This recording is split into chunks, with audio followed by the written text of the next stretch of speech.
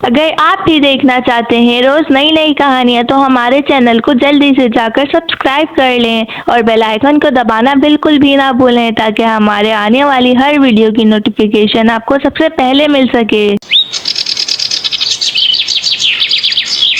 गनिका और सुरेश की दो बेटियां थीं, बड़ी बेटी पायल और छोटी बेटी सीता। गनिका और सुरेश ने अपनी दोनों बेटियों को एक जैसा प्यार दिया था, मगर उन दोनों बहनों के बीच में कोई प्यार नहीं था। पायल हमेशा सीता को उसके छोटे बालों की वजह से तंग करती रहती थी। सीता बहुत ही दयालु और शरीफ लड़की थी। पायल जब भी उसको कुछ भी कहती थी वो उसको आगे से जवाब नहीं देती थी। एक दिन गनिका पायल और सीता को अपने पास बुलाती है और बोलती है, सुनो सीता और पायल, तुम्हारी मासी की तबीयत बहुत खराब है, हमें उनके पास शहर में जाना पड़ेगा। माँ, अगर आप शहर चली जाएंगी तो हम पापा के साथ रह लेंगे, आप इतना चिंता क्यों कर रही हैं? नहीं बेटा, तुम्हारे पापा भी मेरे साथ जा रहे हैं, इसीलिए मैं इतनी चिंता कर रही हूँ। बेटा पायल, तुम बड़ी हो, हम जा रहे हैं, तुम अपना और घर का, बहन का ख्याल रखना। माँ, मैं इसके साथ नहीं रहूँगी। मेरी सभी सहेलियाँ जब मुझे इसके साथ देखती हैं तो वो मुझे कितना बुरा भला कहती हैं। नहीं, मैं इसको अपने साथ नहीं रखूँगी। नहीं पायल, वो तुम्हारी छोटी बहन है, तुम्हें इसका ख्याल रखना पड़ेगा। सीता अपनी माँ से कहती है, माँ आप चली जाएं, मैं अपना और घर का ख्याल खुद ही रख लूँगी। ठीक है बेटा, तुम दोनों मिलकर घर का ख्याल रख लेना, मैं आज शाम को ही निकल जाऊँगी। गनिका और सुरेश शहर के लिए निकल जाते हैं। गनिका और सुरेश के जाने के बाद पायल सीता को बहुत ज़्यादा तंग करने लग गई थी। एक दिन उनके पड़ोस की एक औरत उनके घर आती है और बोलती है, पायल बेटा, मैं बहुत ज़्यादा परेशान हूँ, मुझे थोड़े पैसों की ज़रूरत है, क्या तुम मुझे थोड़े पैसों उधार दे दोगी? अरे अरे, क्या बोले जा रही हो? हम क्या तुम्हें पैसे उधार देने वाले लग रहे हैं? हम तुम्हें कोई पैसे नहीं देंगे, जाओ हमारे घर से। नहीं बेटा, ऐसा नहीं करो, मैं तुम्हारे पड़ोस में ही रहती हूँ, तुम्हारी माँ की बहुत अच्छी सहेली हूँ। हाँ तो आप मेरी माँ की दोस्त हैं, मेरी नहीं। अब जाए यहाँ से, पता नहीं कहाँ कहाँ से आ जाते हैं। पायल उसको ये बोलकर चुप ही होती है कि सीता वहाँ आ जाती है और सीता बोलती है, अरे आंटी, आप यहाँ कैसे आना हुआ आपका?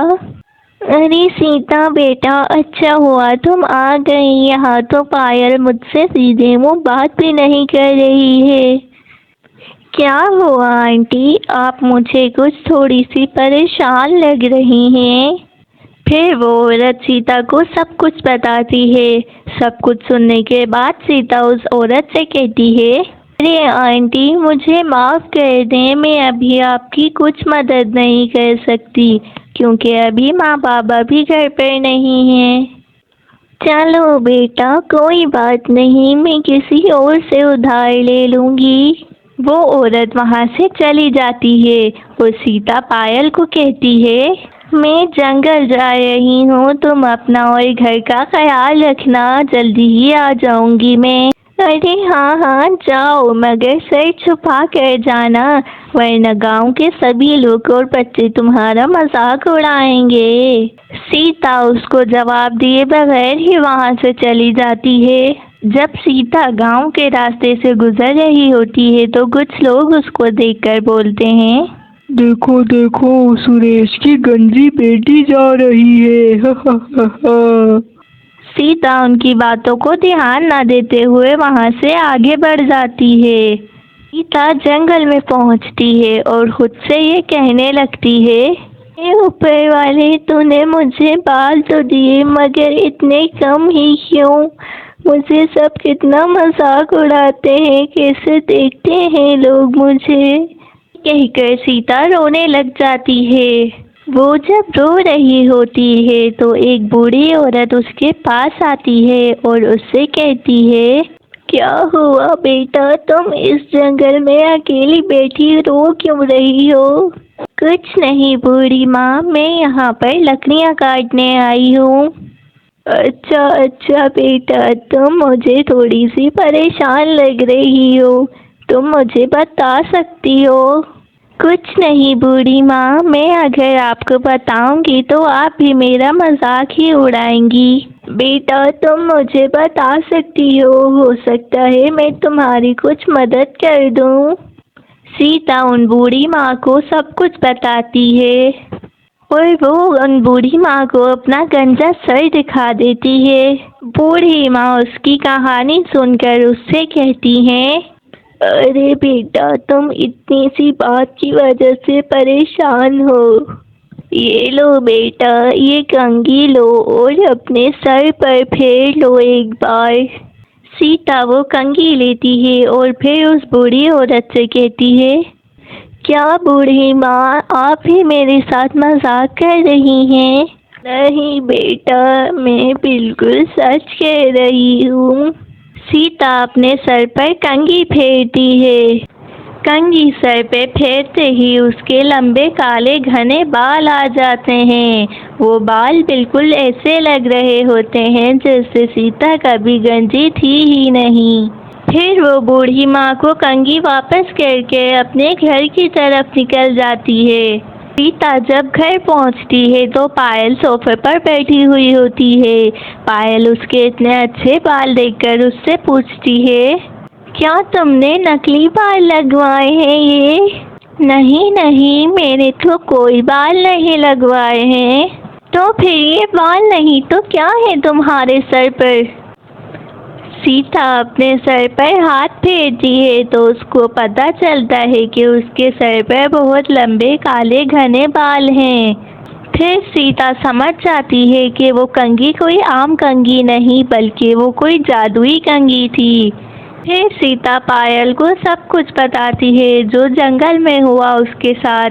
पायल सीता की ये बात सुनकर सीता से कहती है, अब कल से तुम नहीं जाओगी जंगल में लकड़ियाँ काटने के लिए, मैं जाऊंगी जंगल में लकड़ियाँ काटने।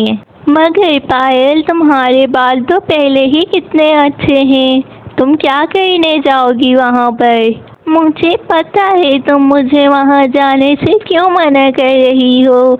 मेरे बाल पहले ही इतने अच्छे हैं और अगर अब और अच्छे हो जाएंगे तो तुम मुझसे जलने लग जाओगी। मैं तो ज़रूर जाऊंगी वहाँ पर। पायल सीता की बात नहीं मानती और अगले दिन होने का इंतज़ार करती है ताकि वो जल्दी से जंगल पहुंच जाए और अपने बालों को और खूबसूरत बना ले। अगले दिन सुबह होते ही पायल उसी जंगल में उसी जगह पर चली जाती है और उसको वहाँ वही बूढ़ी माँ मिलती हैं। वो उनसे कहती है, ए बूढ़ी माँ, मैं पायल हूँ, सीता की बड़ी बहन। तुमने जैसे उसके बाल इतने अच्छे कर दिए हैं, मेरे भी बाल अच्छे कर दो, मुझे भी वो कंघी दो। बूढ़ी माँ उसकी बात सुनकर समझ जाती हैं कि वो लालच में यहाँ पर आई है। वो उसको कुछ बुरा भला नहीं कहती, बस वो उसको एक कंघी दे देती हैं और उसको कहती हैं, ये लो बेटा, ये कंघी ले लो, इसको अपने सर पर फेर लो, तुम्हारे बाल भी बहुत अच्छे हो जाएंगे। पायल के सर पे कंघी फेरते ही उसके सारे बाल गायब हो जाते हैं और वो बिल्कुल गंजी हो जाती है। मगर वो समझ रही होती है कि उसके बाल भी सीता के जैसे हो गए हैं। जब पायल अपने घर के लिए गांव के रास्ते से जा रही होती है तो बैठे कुछ आदमी बोल रहे होते हैं, देखो देखो भाइयों, सुरेश की छोटी बेटी के बाल कितने अच्छे हो गए हैं और बड़ी बेटी तो बिल्कुल ही गंजी हो गई है। हा हा हा हा। पायल सबकी बातें सुनते हुए अपने घर पहुंचती है और सीता से जाकर पूछती है, सीता बताओ कैसे लग रहे हैं मेरे प्यारे घने बाल? क्या पायल, तुम क्या बोले जा रही हो? कौन से बाल? तुम्हारे सर पे कोई बाल नहीं है। जब सीता पायल को ये बोलती है तो पायल समझ जाती है कि गांव के सभी लोग सब ठीक कह रहे थे। मैं सच में गंजी हो गई हूँ। ये क्या हो गया है मेरे साथ? मेरे इतने अच्छे बाल थे, वो कहाँ चले गए? मैं अब क्या करूँगी? अब पायल को पछतावे के अलावा कुछ भी नहीं बचा था, क्योंकि उसको उसके लालच की सज़ा मिल चुकी थी। अब पायल हमेशा अपने गंजे सर के साथ ही अपनी ज़िंदगी बिताती है। अगर आप भी देखना चाहते हैं रोज़ नई नई कहानियाँ, तो हमारे चैनल को जल्दी से जाकर सब्सक्राइब कर लें और बेल आइकन को दबाना बिल्कुल भी ना भूलें, ताकि हमारे आने वाली हर वीडियो की नोटिफिकेशन आपको सबसे पहले मिल सके।